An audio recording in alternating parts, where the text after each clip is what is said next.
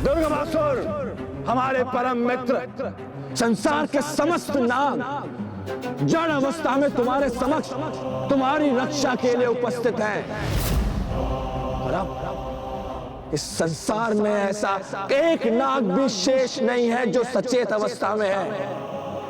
तुम शीघ्र, अति शीघ्र ही अपना अनुष्ठान पूर्ण करो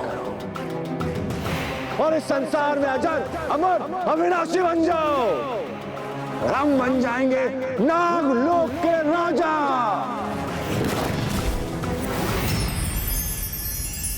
प्रथम पूज्य विघ्नहर्ता गणेश जी, आपने मेरे पुत्र रूप में प्रकट होने का वरदान दिया था मुझे। अब उसे पूर्ण करने का समय आ गया है प्रभु, मेरी सहायता करें।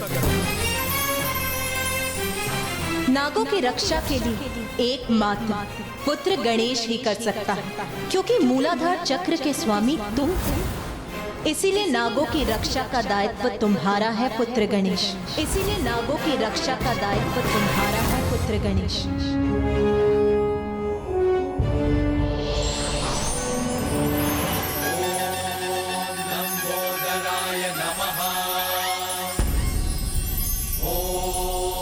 एकदंताय नमः। ओम बुद्धिदाताय नमः। ओम सिद्धिदाताय नमः।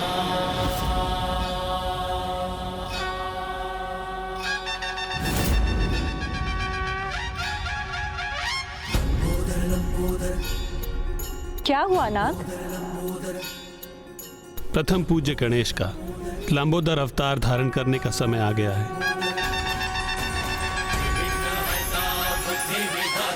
जय जय गजानन हे सिद्धिदाता लंबोदर लंबोदर। बुद्धि और विद्या के तुम ही हो दाता, है ज्ञान भंडार तुम में समाता। प्रेम से जाप प्रभु का है गाता, मोह माया से है सदा पार पाता। लंबोदर लंबोदर विघ्नहर्ता बुद्धि विधाता, जय जय गजानन हे सिद्धिदाता लंबोदर लंबोदर।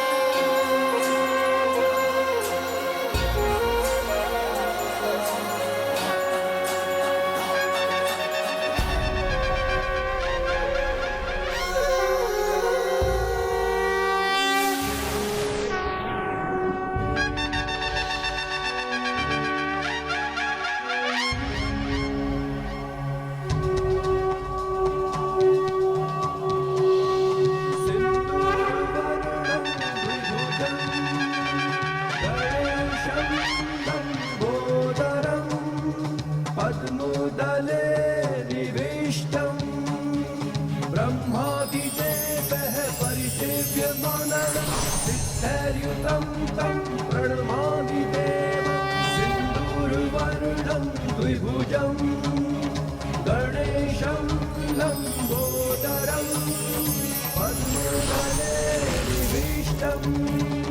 ब्रह्मादिदेवः परिसेव्यमाननं सिद्धैर्युतं तं प्रणमामि देवं सिन्दूरवर्णं द्विभुजम्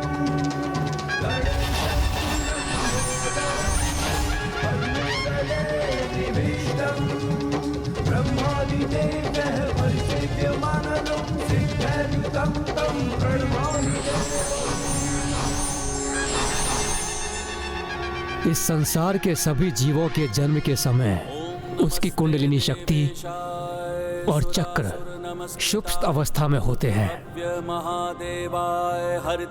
किंतु प्रथम पूज्य गणेश के लंबोदर अवतार में उनकी कुंडलिनी शक्ति और समस्त चक्र पूर्व से ही जागृत और सक्रिय हैं।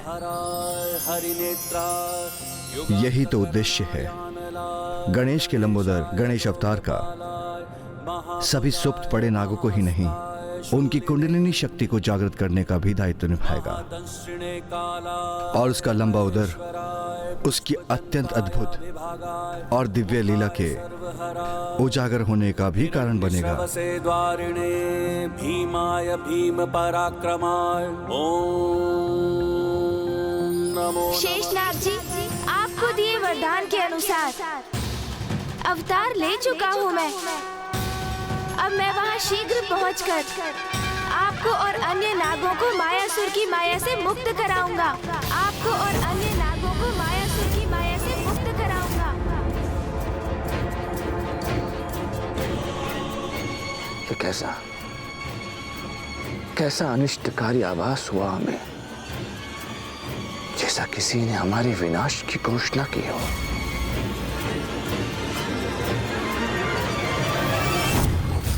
मायासुर ने तो अपनी असीम माया से अपने पिता ब्रह्मदेव को भी प्रभावित कर लिया था। उसकी माया को पराजित करने के लिए मुझे प्रस्थान करने से पूर्व प्रभु श्री महागणपति जी का अभिनंदन कर उनका आशीष प्राप्त करना चाहिए। वही मुझे इस कठिन कार्य में सफलता प्रदान करवाने में सहायक बनेंगे।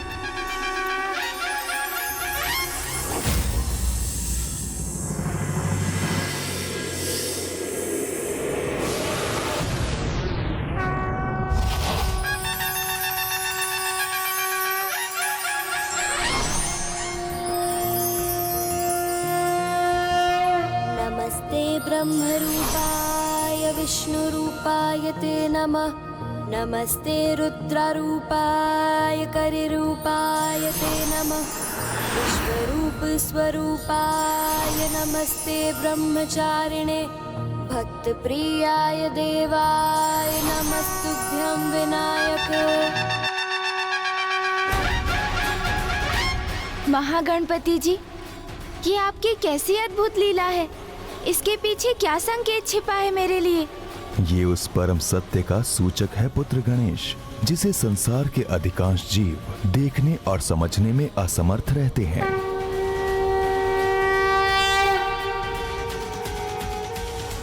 ब्रह्मांड के कण कण में मेरा ही वास है और सभी में मेरा अंश व्याप्त है। इसलिए संसार में सजीव और निर्जीव जो भी हैं, वो मैं ही तो हूँ। संसार का कोई भी अस्तित्व मुझसे भिन्न नहीं, सभी मुझसे संपूर्ण होते हैं, क्योंकि मैं ही सर्वथा संपूर्ण हूँ, परम ब्रह्म ईश्वर हूँ।